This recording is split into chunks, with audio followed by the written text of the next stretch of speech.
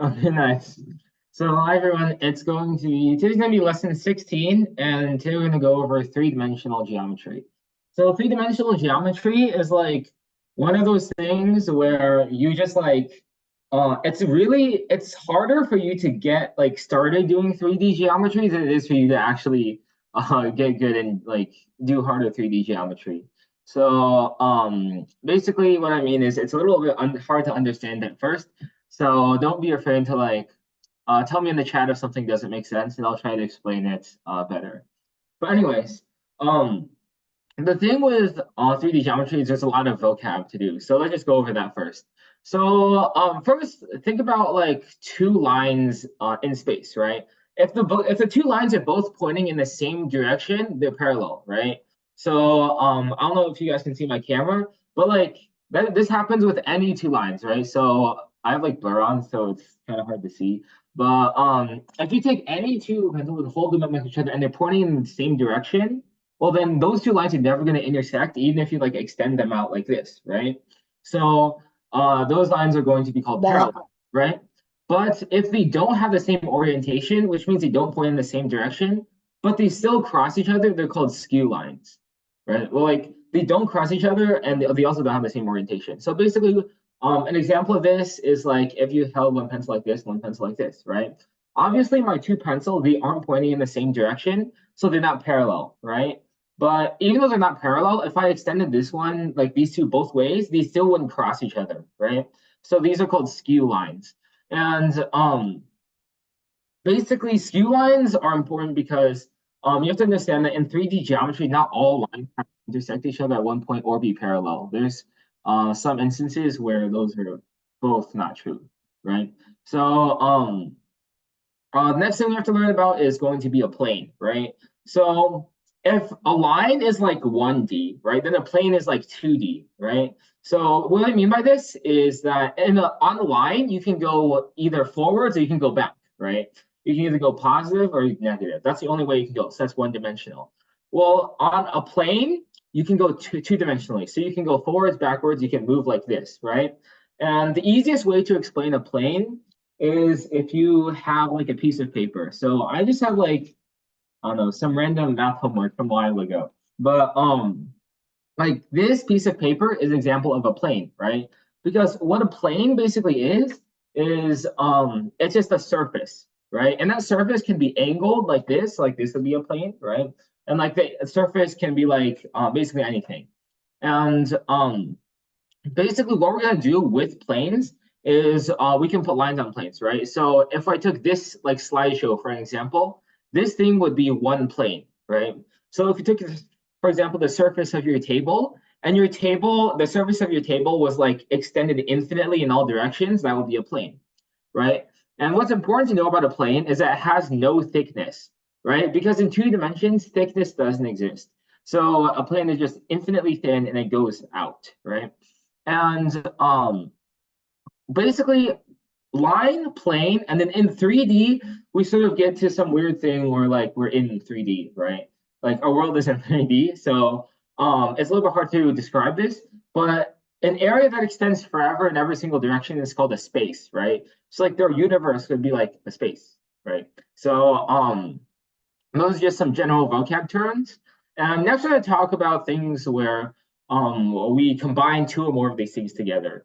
So if we have a line and a plane, right? So let's say we had like my piece of paper again, and like a line, right? This is my pen I used to write with.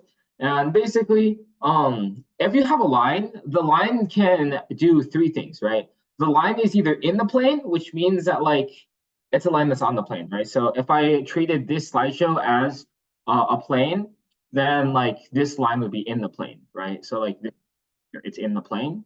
Um, if I had I could also have a line that goes through the plane, right? So if imagine like this, it's like going into my piece of paper. So a line can also go through a plane, and you can see that like this line goes through this plane right here, and this line goes through the plane like right here or somewhere like that.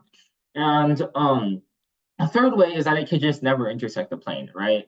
And we call those points parallel lines, right? Well, not parallel lines. The line is going to be parallel to the plane, right? So as you can see, if I hold this piece of paper like this, and this is my plane, If I just hold a pencil like this and it just never intersects the plane, that's going to be parallel to the plane, right? And if there's something called parallel, there's also going to be something called perpendicular, right? So perpendicular is basically just like what you generally know is perpendicular, right? So we're just going to have our line down here. It makes a right angle like this. The best way you guys can think of it is just like a flag post. You think of it as straight up and down. Well, that's just perpendicular to the ground, right? So those are some general like concepts you guys need to know to understand some things. And one important question is how many points we have to determine a plane, right? Because a line, think of it like this. So a line, we need 2 points, right? If we know 2 points that are on this line, we can determine one line and one line only, right? This line is going to be unique. We have to connect these 2 points. But if they only give us 1 point, well, we can draw like 6 million different lines, right? And it's the same thing for a plane, right? In a plane, you actually need 3 points, right? So what this looks like is so think about drawing a triangle, right? Given any 3 points, you can always draw a triangle, right? And this triangle has to be in a plane because the triangle is 2-dimensional. So you draw the triangle and then you just like have the plane there, right?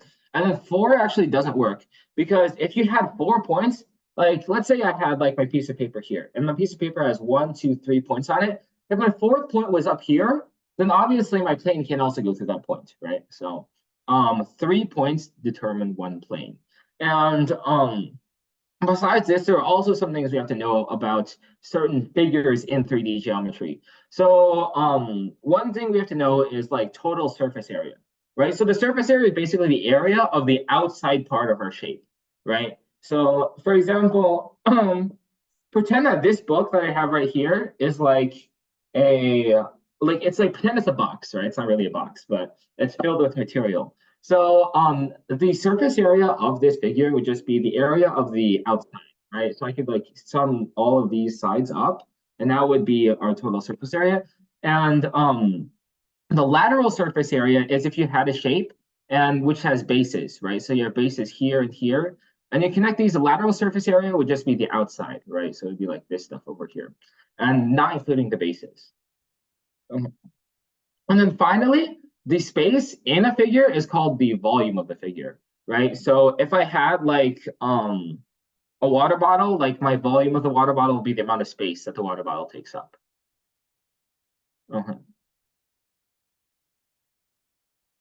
Nice. So now that we know a lot of stuff about general 3D stuff, we can go more specific. So now let's talk about spheres. So spheres are like balls.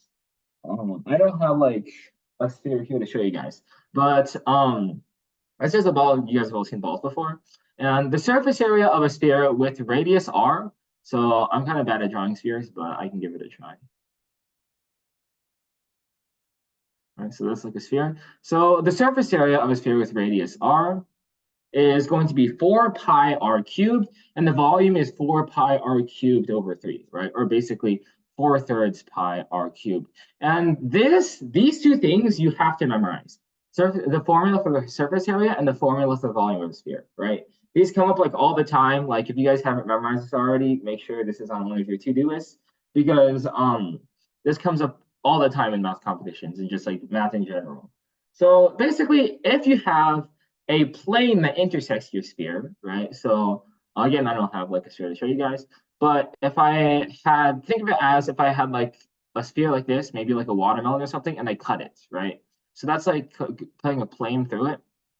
Basically, the intersection is either a point or a circle, right? So if the intersection is going to be a point if it's like tangent to the sphere, right? So this means that if you had like a ball and you put the ball on the ground, right? Like ideally, the ball is only touching the ground at 1 point, right? So the plane is tangent to the sphere, we would call it. And it also could be have an intersection that goes through the sphere. And basically, what this looks like is if you imagine cutting open a watermelon, that's like you get like some like a cross-sectional area, right? So that's going to be a circle.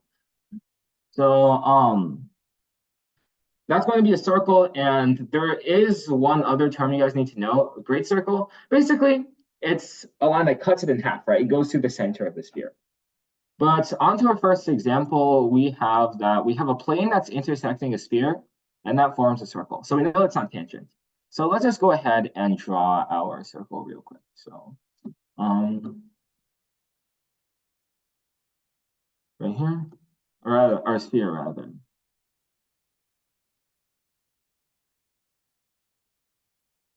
So this is going to be our sphere, right?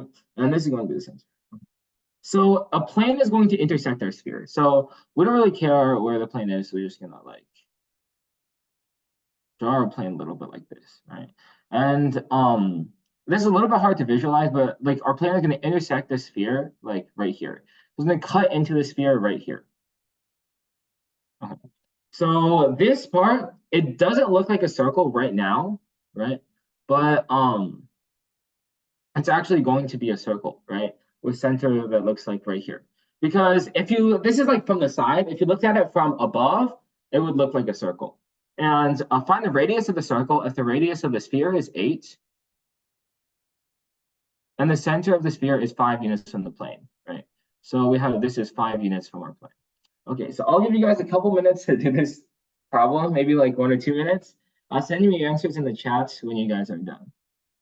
And I'll check over them, go over it in like a minute or so.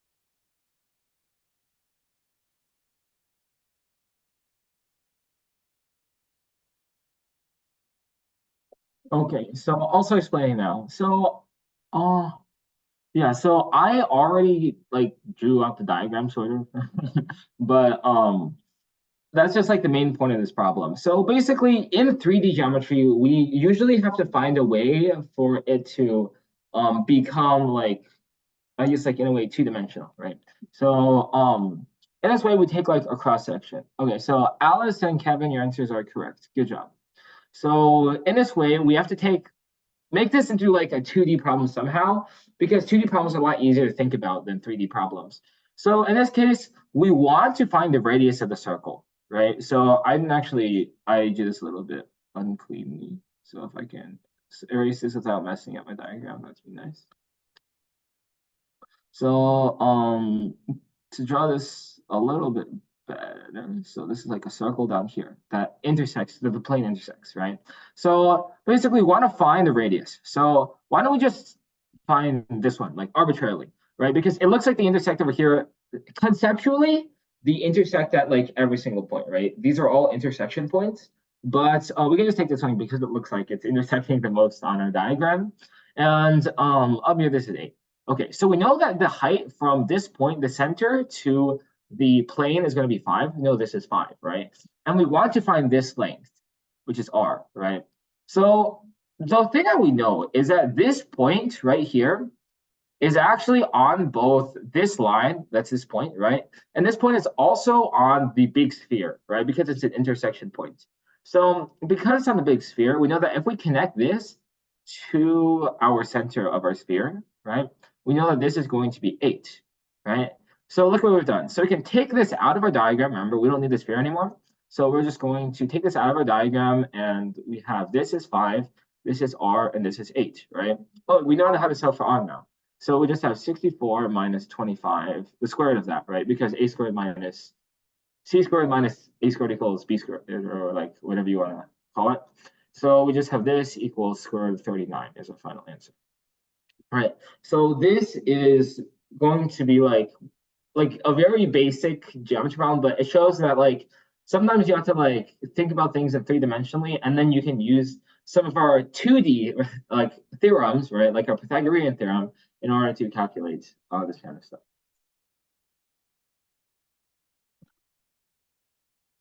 Thanks. So next we have a problem that asks us to find the diameter of a sphere whose volume is 288 pi. So actually, I'll give you guys like 1 minute to do this one because it wasn't not as hard as the last one. But yeah, like 30 seconds in, I'll give you guys like I'll give you guys like the formula for the sphere. But like for those of you who memorize the formula of the sphere, good job.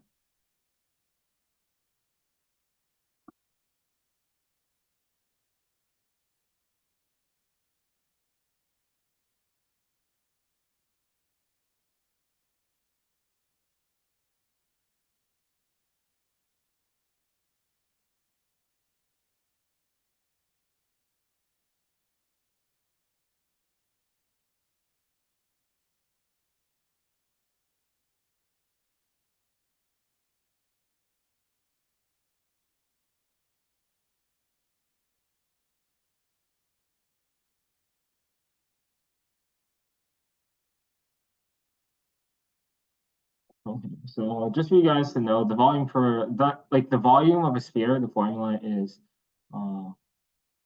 V sub sphere is going to be 4/3 pi r cubed.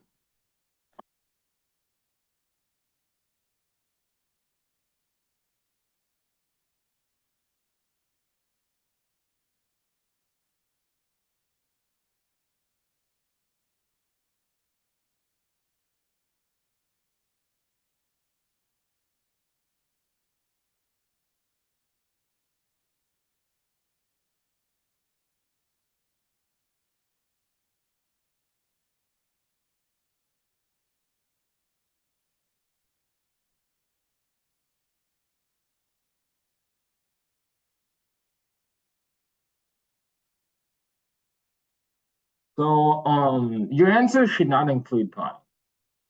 So if you got one with pi, then I would double check your work. But anyway, so the way you do this problem is okay. Yeah, so Austin, Alice, Tracy, and Kevin, good job with the problem. You guys all got it correct.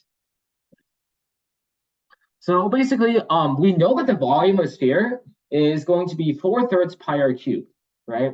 Well, we also know that the volume of a sphere is 288 pi, right? So we know this is 288 pi. Well, if the volume of a sphere is 288 pi and 288 pi equals this, then we can just solve for r cubed, right? So we have 288 pi equals 4/3 pi r cubed. So we can cancel out the pi, right? So as you can see, our radius is actually not going to be in terms of pi.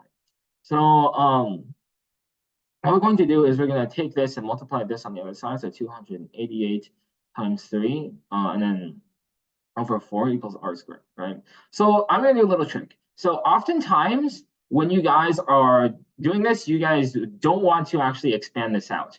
Because if you guys try and expand this out, you're going to get something that's really big, and you're going to have to cube something that's really big, right? So instead, what we're going to do is we're going to factor this out. So first, what we're going to do is going to divide this in, and then we're going to find out this is 72. So 72 times 3, right? And we know that 72 times 3 is going to be 9 times 8 times 3, right? So then this is just going to be 3 to the power of 3 times 2 to the power of 3, which is 6 to the power of 3, right? Well, if this is 6 to the power of 3 and 6 to the power of 3 equals r to the power of 3, then obviously r equals 6, right? So a radius equals 6. But this question is asking us for the diameter of a sphere. So I'm glad that nobody silly this problem and accidentally put 6. But the radius is 6, which means the diameter is going to be 12. Nice. So again, good job to those of you who got the problem. And let's move on. So now I want to talk about another common shape, which is a cube, right? So a cube, you guys have all seen cubes before, so I probably don't need to like describe a cube. But in case you guys some of you haven't, just like 6 faces, right? 6 square faces. So basically, what a face is it's like a surface on a three-dimensional object, right? So this cube has 6 faces. It has one face here, here, here, and there's like also one face back here, and down here, right? The bottom face. So this cube is going to have 6 faces. And what this means is you can have you can like determine how complex the shape is using like how many faces there are. And another thing is edges, right? So edges are basically just lines, right? Lines containing 2 vertices. So we're gonna talk vertices next. But yeah, these are gonna be edges over a cube. And vertices are just like vertices in like 2D, but like 3D instead, right? So they're just like points that are the intersections of more than one line, but instead of all being in one plane, they can be like anywhere inside of our three-dimensional space, right? So to find the volume of our cube, it's actually not too bad. If the side length is like S, then you just cube it, right? And this goes to one of our like area rules, I guess. It's just length times width times height. I'll be talking about that a little bit later on, so I'm not going to go over it. But yeah, the volume of a cube is given by the side length cube. And the diagonal of a cube, or you can also be heard it called the long diagonal, is going to be like, if you take any single point, and then you draw a line across it, all the way across the cube to the furthest point, right? Because there are actually a couple different types of diagonals in a cube, which is why this diagonal in particular is sometimes called the space diagonal, sometimes called the long diagonal of a cube, right? And for example, if I took like ED, this is going to be like just on our face, it's just going to be S, S, right? It's a right angle here because the faces are squares, and this is going to be S root 2, right? Well, this one is a little bit longer than that. So to calculate the length of the diagonal of our cube, what we need to do is we need to split this up into multiple steps. So we know that we have a triangle, right? EC, and then we can just make the triangle with A, right? And the reason why we make the triangle with A is we notice that EAC is a right angle. And in case you guys don't see how it's a right angle, we know that EAD is right? Because we obviously know that these are going to be squares, right? And if you think about it, all we're doing is shifting this slightly this way, right? We're going to be turning this point over here. Well, it's not, this line is going to be on the same face, right? Or in other words, this line is perpendicular to this plane, right? ABCD, this plane. Well, it's obviously going to be perpendicular to line AD and AC and AB, any line that goes through this point that's on the plane, right? So, and so we know that's perpendicular. So now it's perpendicular, we can sort of like take it out of our diagram, right? So this is a scale that you guys probably want to have when you're solving 3D diagrams. So we're going to take this triangle out of our shape, and it's going to look like this, ACE, right? And now that we've taken this out, we can clearly see we have to use the Pythagorean theorem to find this. So we want this, so if we want this, right, we're going to need this and this. So luckily, we already know this. This is just S if we have a setting the S. Well, this one is a little bit harder to find, well, but it's just, again, S root 2, like we found before.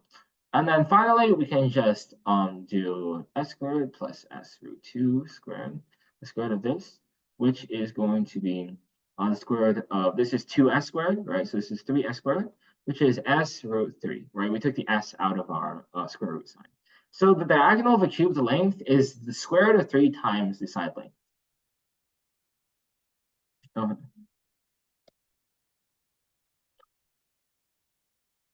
So in our next example, we have a cube A, B, C, D, E, F, G, H, where A, B, C, D is a face and M is the midpoint of edge DE. Find BM if AB equals 4. So this diagram is a little bit confusing. So I'll like begin by drawing it out for you guys. So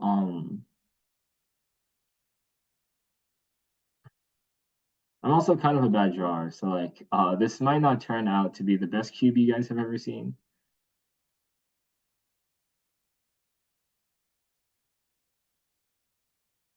Looks okay. So we're going to have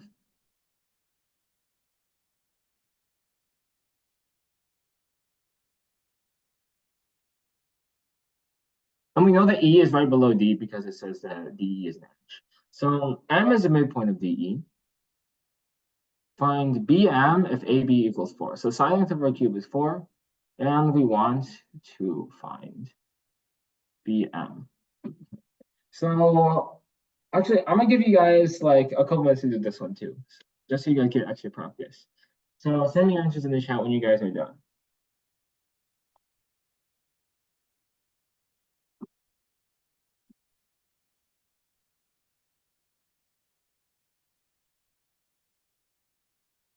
Oh, nice. Kevin, your answer is correct. Good job.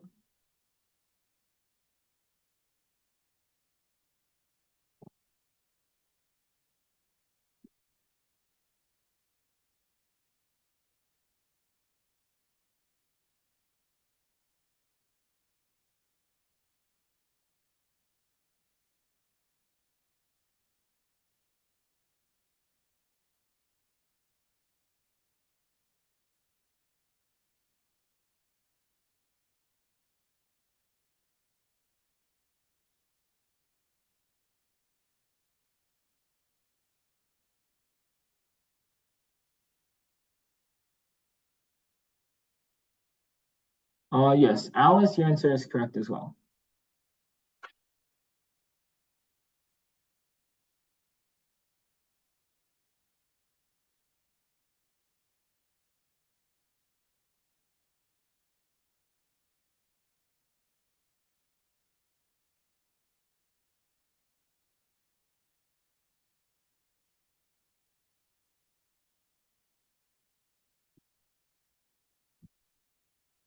Dylan, your answer is correct too. Good job. So, good job for those of you who got it pretty quickly. Also going over it. If you guys get it while I'm explaining, you guys can tell me in the chat.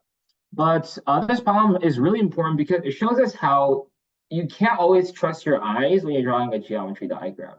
So when we look at this, it's important to not get confused as to which ones are 3D and what is 2D, right? So for example, we know that this side that we drew first, A, B, E, H, I, D, I can't read my own handwriting, A, D, E, H, we know that this is going to be 2D. It's a plane, right? But if we look at this triangle, B, D, M, right? It doesn't look like it's a right triangle, right? And this is why you have to make really clear, like, since it's a 3D diagram, it's not gonna you can't look at it and tell, okay, this is going to be a 2D. Because if you unless you can draw with like perfect shading or like are you a really good artist or something, like this is not gonna look like a 90-degree angle. But it actually in fact is because we know that EDB is a right angle because ED is perpendicular to the plane ABCD. Right, it's perpendicular here, which means that it's perpendicular here, here, here, and any single other line in this plane that goes through this point. JJ, your answer is correct. Good job. But anyways, so for this, we know that BD and DM are going to be perpendicular. So instead of writing a right angle here, because it sort of makes it a little hard to see, we're going to take this out of our diagram, right? So we're going to something like this, right? And then we know this is D, this is B, and this is going to be M, right? So now that we have this, we can more clearly use our Pythagorean theorem. So we know that M is a midpoint of DE, right? Which means that Tracy, your answer is correct too. So we know that M is midpoint of DE. Well, if the side length is 4, this is going to be 2, right? So DM is 2, and label that on this one too. And then we have to know BD next, right? If we want to get this one, we need to know BD. So for BD, we can just say this is 4, right? And this is just 4 square root of 2, right? If you don't see this, you can just draw out the face. A, B, C, D, right? BD is just 4 root 2. So BD is 4 root 2. So what is BM? Well, this squared plus this squared is going to be 32 plus 4 is 36. And the square root of 36 is 6. So the BM is 6.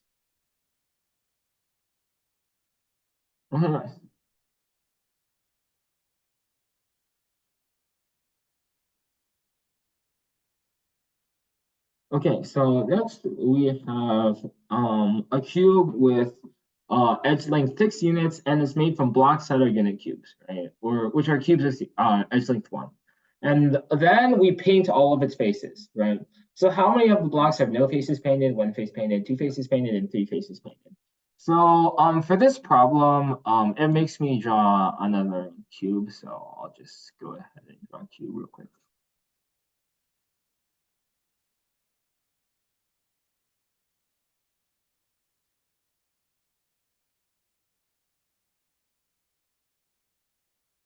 And just as a thing, like it doesn't really matter. So a lot of people like using like dashed lines for something that you can't see technically in the diagram because it makes it look a lot less trippy when when your mind is trying to decide like which one is in front and which one is in the back.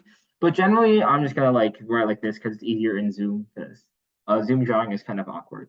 But anyways, so we're gonna split this up into unit cubes, right? So it's going to look somewhat like this,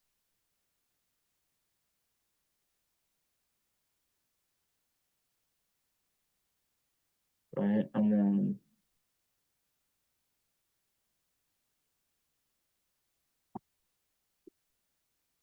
I did not draw that carefully.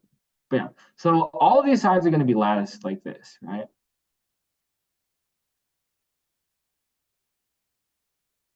And then like corresponding this one is going to be also latticed like this. And I'm not going to draw through like all of the lines, but you guys get the idea, right? Yeah, the diagram is a little weird because I didn't draw like all of these out. But yeah, so if you can imagine them all being cut up into little cubes, that would be great. So I don't have to draw everything out like 70 billion times. But anyways, um, basically what we have is we have our cube and we're gonna paint the outside of this cube. So all of these are like shaded like red or whatever color you painted it, right? So they're asking us how many have one face, two faces, and three faces, and no faces. Okay, so no faces painted is probably the easiest, right? So it's just everything that's not on the outside. Well, everything that's on the outside, well, if you can imagine this, our outside is going to be 6 units, right? Well, then there's a little 4 by 4 cube on the inside. So it's just going to be 4 cubed equals um 64. So we have 64 cubes that have no faces. Right? So and this is because if our outside is 6 by 6, if we are only going to count the inside, well, we can't count this space. So we got -1 row here, -1 row here, this row, and this row. So those the 4 by 4 on this side and the same. So we're going to minus this row, this row, this row, and this row, right? So this is just our reasoning for having a 4 by 4 unpainted cube on the inside. And then our next easiest is probably three faces. So three faces is just going to be the corners, right? One, two. So how many corners are there to a cube?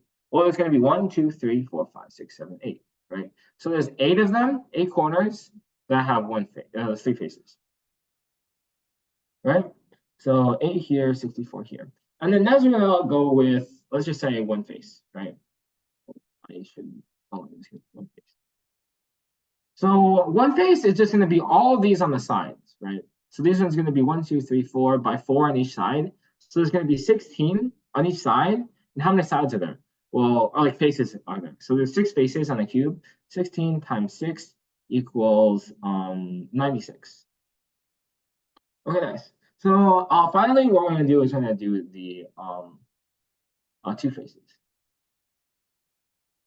So two faces, we're just going to count these edge pieces that aren't on the corner, right? They have 2 each. So on each edge, there's going to be 4. And how many edges are there? There's going to be 12 edges. So there's going to be 48 cubes with two faces painted, right? So this is a very stock question that comes up a lot. So I'll just like remember how to do this problem in specific.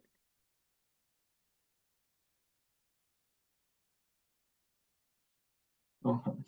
So this next example asks us to find the area of BDE. A, B, C, D, E, F, G, H is a cube and AB equals 6. So it tells us immediately that the side length of a cube is going to be 6, right? Because AB equals 6. Well, the most important thing to gather is what can you guys tell me about what BDE is?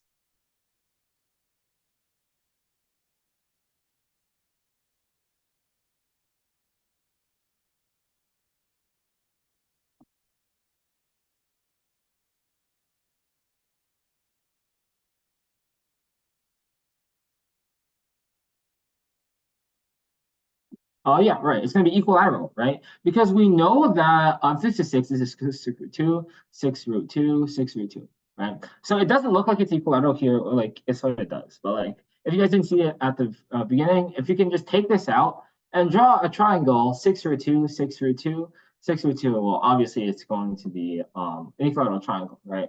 And you just plug it into your equilateral triangle formula thing for 6 root 2 squared root 3 over 4. Um, let's see. This is going to be 72 root 3 over 4, which is going to be 1.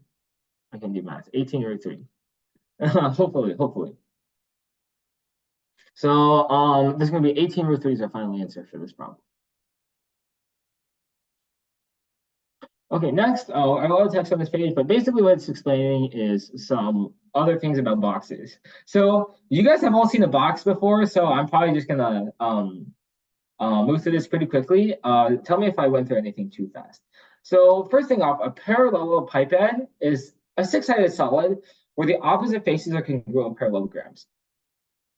Most of the times, you don't see this, right? Like, I think the only time I've ever seen the word parallelepiped in a question before is I think last year's Amy on like question 11 or 12 or something. There was like a question about this. So you guys don't have to worry about this until like a couple years from now. But anyways, basically all you know is that the opposite faces are congruent parallelograms. And a special case of a parallelepiped is a box where all the faces are rectangles. And you guys probably already know this equals this equals this equals this, and like this equals this equals this equals this, right? So those are just some simple things about the science of a box. So we have that these three lengths are length, width, height, L for length, H for height, W for width, right? And it doesn't really matter which one you label which. So because like you could like turn the box over and like it would not be that H would not be your new height, right?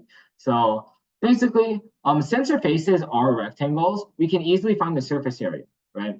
Because this is, side is going to be H times L, H times W, and this is L times W, right? And then there's two of each side, so you have to multiply that by two, right? And the volume of the box is the area of one face times the altitude, right? So base times height, basically, is what we're looking at here. So FGEH, this is the base times the height, right? Or like just these two times this, right? Or maybe even these two times this, right? So in the end, what this comes out to is you just multiply the three dimensions together. And the diagonal of our box is actually going to be calculated in basically the same way, right? So we just have this. Remember, we can take our triangle outside of our diagram. So we have like this, and we know that this is going to be h. This is the square root of L squared plus W squared because we use a Pythagorean theorem on this, right? And if we use a Pythagorean theorem on this, once again, we get L squared plus W squared plus H squared, right? So that's going to be our box's diagonal. And in general, these are not too bad because we can just Pythagorean theorem a lot of things because we know that a lot of things are going to be perpendicular to each other. So in our next example, we have a box and it has a diagonal length of 35 and two dimensions 1 and 5. So I don't think I have to draw the diagram for this one because you guys can probably all draw a box for yourselves. So I'll give you guys like a couple minutes to do this and send me your answers in the chat when you guys are done.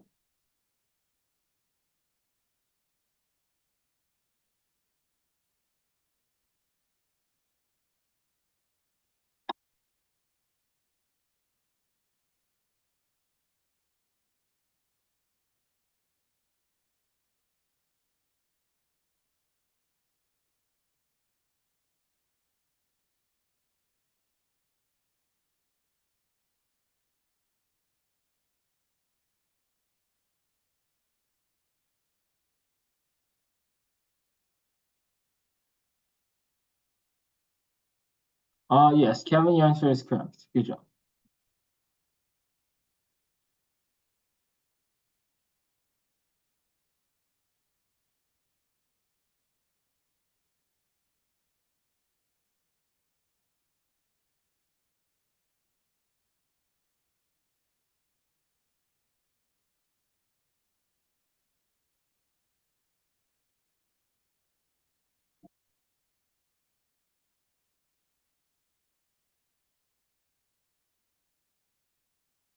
Yes, Austin, your answer is correct. Good job.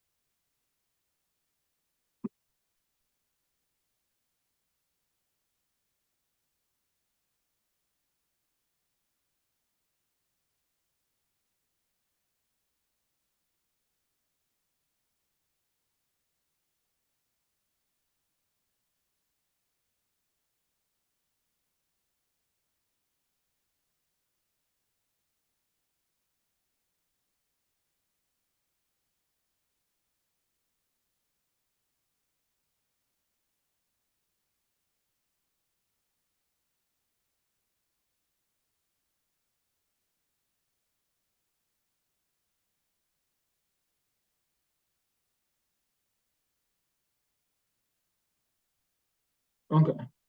So also explain now if you guys are working on it again, you guys.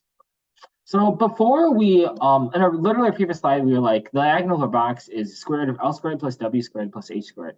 That's okay if you guys didn't like fully get that because you guys should be able to derive this on your own anyways. But it's so we have that this is going to be square root of 35. It tells us the diagonal length is square root of 35, right?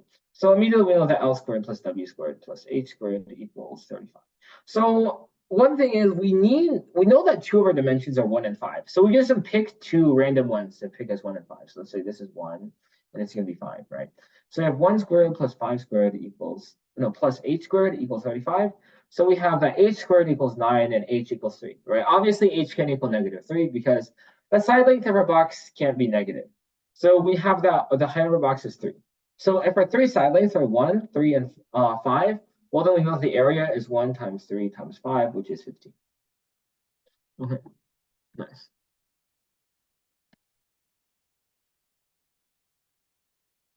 So now I want to talk about some general prisms and cylinders. So you guys might have heard about the terms like triangular prism or like rectangular prism. So a prism is basically where you have two bases that are congruent things, right? So you have like, for example, here we have these two pentagons are going to be the same thing, and here these two quadrilaterals are the same, right? And the lateral faces of our prisms are going to be parallelograms always, and they're going to be formed by connecting corresponding vertices, right? So, for example, this vertex corresponds to here, so you're going to connect these two, connect. And then these are going to be lateral sides, like these rectangles over here, right? And they won't always be rectangles. But anyways, so a regular prism is one in which our bases are regular polygons, right? Because obviously this one is not a regular quadrilateral because otherwise you'd be squares. So regular is where the bases are regular. And the height is a distance between the bases, right? Because if you drew this height, we would be like inconsistent. So we're just going to say that the height is height between the bases. So yeah, so like this, right? And you don't just connect the middles because the prism might be slanted, right? Because if you have like, for example, a circle here and a circle here and you connect these, this is technically still a prism, but it's just a really slanted cylinder, right? So you can't just connect the bases. You have to go from one plane to the next plane, right? So with this said, one where the height actually corresponds with the bottom or like the lateral edge of the perpendicular to the bases, it's going to be called a right prism, right? So cubes and boxes are going to be right prisms because we know that if these two are the faces, well, these sides are perpendicular to our faces, right? So, for example, here, considering if this was a right prism, then we have that this is are all perpendicular right there. Okay. So, a cylinder is like basically a prism, but with circles. And basically, a circular cylinder has bases. Basically, a circular cylinder has bases of circles. Technically, cylinders can have like ellipses or like weird things as bases. But if they say cylinder, like 99.999% of the time, they're going to mean a right circular cylinder. which is basically where both of these are stacked on top of each other, sort of like a soup can or something, right? And basically, the line joining the centers of the bases is called the axis of the cylinder. So, for example, this is the center, this is the center because they're circles, and you connect these are the axes of a circle, right? And given that a cylinder has a height of h and a radius of r, so if the radius of the base is r, then the area of the base is going to be pi r squared, right? So the volume of any single prism is going to be base times height always. So we know that this base is pi r squared, and the height is just h. So it's going to be h times pi r squared, like you see down here, right? And one more thing, the area of the curved surface, which is technically the lateral surface area, it can be found if you just unroll the cylinder, right? You can notice if you've ever had if you've ever tried peeling like the surface of like the paper off of like the surface of like a can for something, or like if you ever tried peeling, like the plastic water bottles, like Aquafina water bottles or whatever you guys drink. Well, if you try and peel off the paper part of that, then you sort of like get a rectangle, right? A very long one, but like still a rectangle. Well, that's the same thing that you get here, right? So you unroll this like this way, and you get this. Well, what are the dimensions of this rectangle? Well, obviously this side is going to be h because that's going to be the height, right? Then you can all see that. And then the top part is going to be 2 pi r, because if you think about it, this top part is just going to be this length right here if you go around. So, and obviously, if the radius is r, the diameter is 2r, and then your circumference is 2 pi r, so the circumference. And if you want to find the total surface area, then you just find the lateral surface area, which is this rectangle, right? Plus 2 pi r squared, because you have two bases.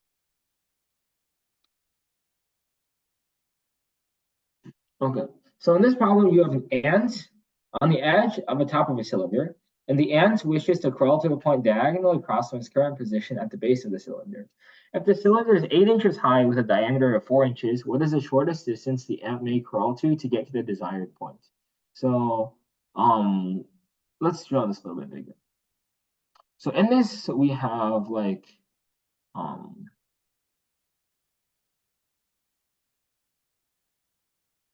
cylinder, right? So have a cylinder here. And the ant, let's just say the ant, it could be like any point along here, but let's say here because we connect this up. And then diagonally across. So if we drew this diagonally across, let's remember this line is going to be inside of our like soup can or whatever.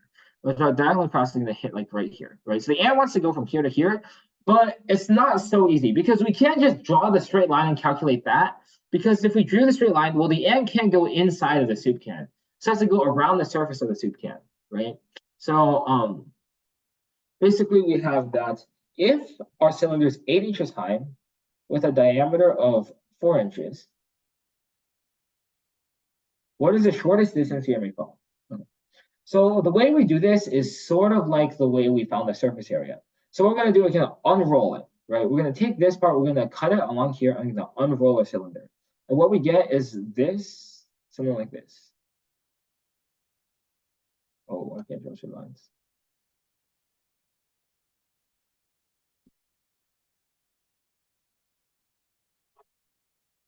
So it can look something like this, right?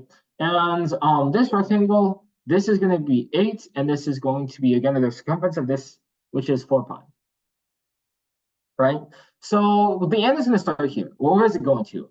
It's not going to be going to here, right? Because if we went to here, it would just go around and we go all the way around right here, right? So this would correspond to this point right here, and the end doesn't end up here. It ends up here, which is halfway around the circle. So we're going to end up over here. This is 2 pi. Oh. If I could draw a straight line.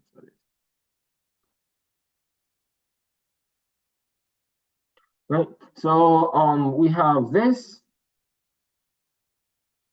Yeah, so if we have this is 2 pi and this is 8, then we can just use Pythagorean theorem and get that the ant crawls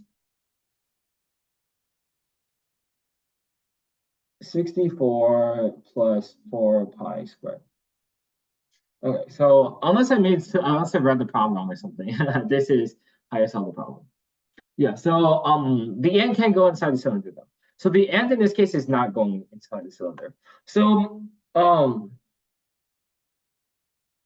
I don't have a good example here, but have you guys ever seen like toilet paper rolls, right? They're like the insides, right? They have like the cardboard part, they have like a little spiral that's going around.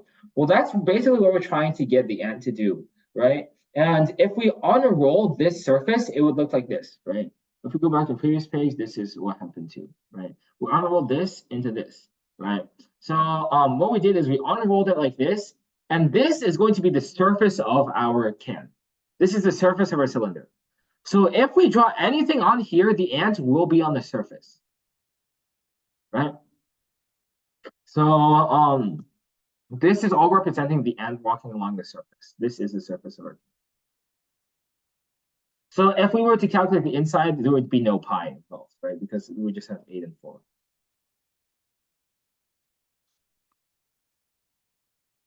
Okay, so now we're talking about pyramids and cones. So you guys have probably all seen the pyramid before, right? Or like at least seen pictures of pyramids or something. So basically a solid figure with one face that's a polygon and all of the faces triangles with the common vertex called a pyramid, right? So the way I like to draw pyramids and like the way you can like think of pyramids is you draw a shape at the bottom, that's its base. You draw a point that's up here, and you just connect all of the vertices of the base to the top, right? So you connect, right? So that's going to be how you generally draw a pyramid. And what you're going to get is that you have you have your lateral faces being triangles, right? Because this is going to be your side length, and you have 2 lines here. So your lateral faces are all triangles, and your height is just the height from the vertex to our plane down here, right? And if A is the area of the base, the volume of any period is AH over 3, 1/3 AH. And this is very, very, very important. It's base times height, but you have to divide it by 3, right? It's 1/3 base times height. So you guys have to memorize this. It's honestly not too bad to remember either. Just divide by 3, right? So and the reason for this is that if this was a prism, it would look like this, right? It would like, okay, I can't draw, but like it would look like this, right? Well, then instead of like directly up, it's actually like going smaller, right, as it goes up. So that's why we have to divide by something. In this case, we just divide by 3. Uh-huh. So a regular pyramid, what a regular pyramid is just a pyramid that has a regular polygon as its base, right? So for example, this is a square, so it's going to be a regular pyramid, right? The square is a regular shape. And basically, in all regular pyramids, the foot of the altitude is going to hit the center of the base, right? So the foot of the altitude hits the center of the base. So the vertex is directly on top of, like, it's not on top of it, it's above the base of the center, right? So therefore, all of the lateral faces are congruent triangles because this equals this equals this equals this, right? These are all the same triangle. Okay. So one more vocab thing. In the altitude of these faces is called the slant height. It's like down here to this sign, it's a slant height, right? And the lateral surface area of a regular pyramid is PL over 2, which means that this as L is a slant height, right? So this is L, this is a slant height, and P is the perimeter of the base. This is P, this plus this plus this plus this times L over 2. Because what we're doing is we're basically using the formula for a triangle over and over again to find the areas of each of these triangles.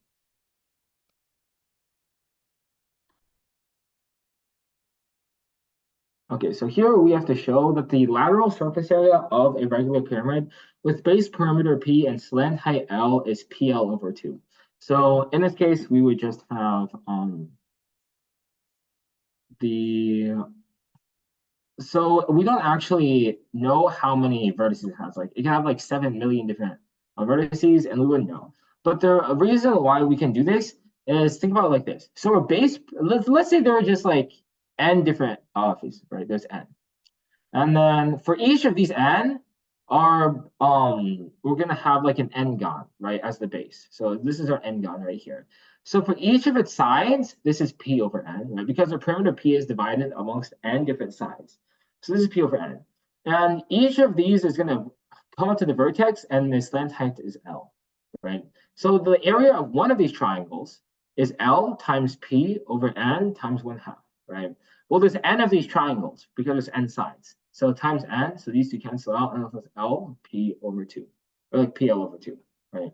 So this is why you can have your formula for like the lateral surface area of a regular pyramid. Oh, so I think the last like hard shape we have to go over is the pyramid. It's like a cone, right? So in cones, there because like in pyramids, in prisms, we have like cylinders, right? There's a special name if there's a circle at the bottom. One cone with pyramids is also a special name for this, and it's a cone. So a cone is basically a pyramid, but it just has a circle at the bottom, right? So our circular cone has it's going to have a circle as its base. A right circular cone is sort of like the same thing as a right prism. It's just going to be directly above the base, right? So obviously you can find the area just by calculating pi r squared and then multiplying by h and dividing by 3. Always remember to divide by 3 so you don't silly a problem.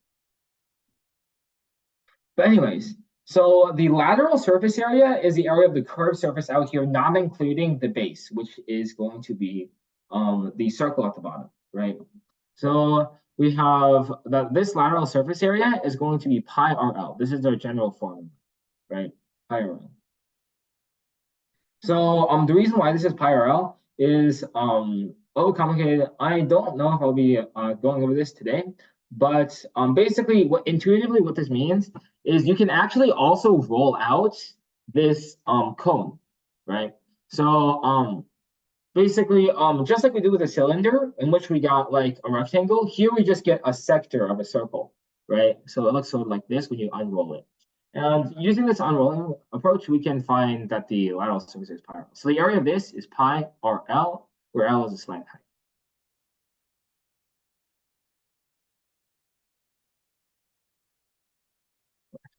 So this question asks us to find the total surface area of a right circular cone with radius 5 and altitude 2. Okay.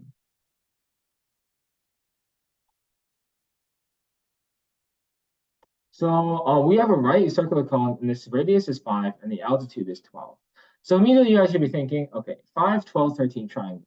Because we know that this is 5, this is 12, and this is a right angle. So now this has to be 13, right? So since this is 13, we want to find the total surface area. So we want to find the area of the base plus lateral surface area.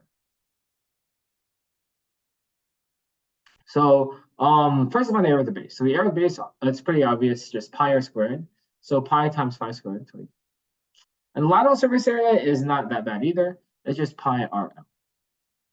So this pi RL is just pi times R, which is 5, times L, which is 13. So this is 65 pi.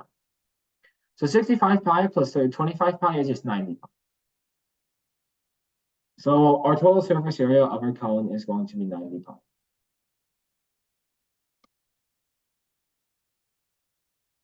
Okay, so one last thing we need to go over is polyhedron. So a polyhedron is a solid figure where all of its faces are going to be polygons, right? That are in like one plane, right? And there are going to be no curved surfaces in a polyhedron. So a sphere is technically not going to be a polyhedron, right? So almost everything that we've talked about today, other than like the ones with circles in them, are going to be polyhedrons, right? So like pyramids, like prisms, stuff like that. Cubes obviously a polyhedron. And a regular polyhedron is one of the ones that are the most interesting because the regular polygons have regular faces, regular shapes as faces, right? And there are only 5 regular polyhedra, right? It's these 5 pictured up here. And the reason for this is kind of complicated, so I'm not going to talk about it today. But you just need to know these 5, and then they have the same face, and all the faces are regular polygons. So names of these tetrahedron, cube, you can call it hexahedron if you want to be fancy. Hexa means 6 faces, right?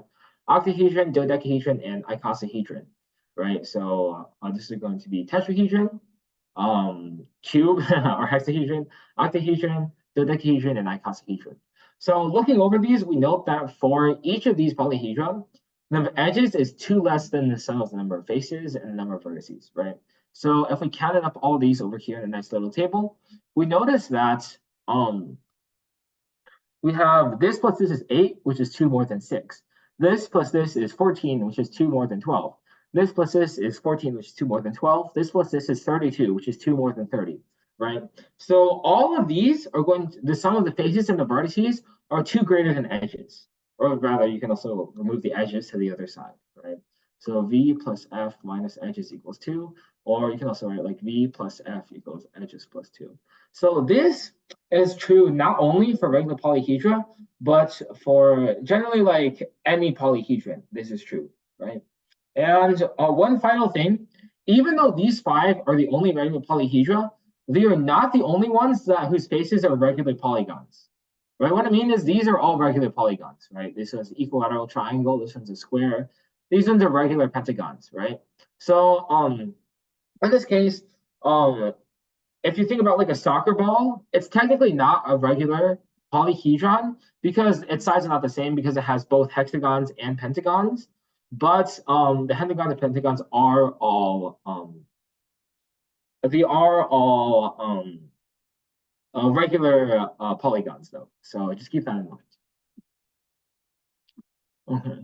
So that's gonna be it for the lecture part of today's class. I'll send you guys like a problem set, but let me like stop the recording first.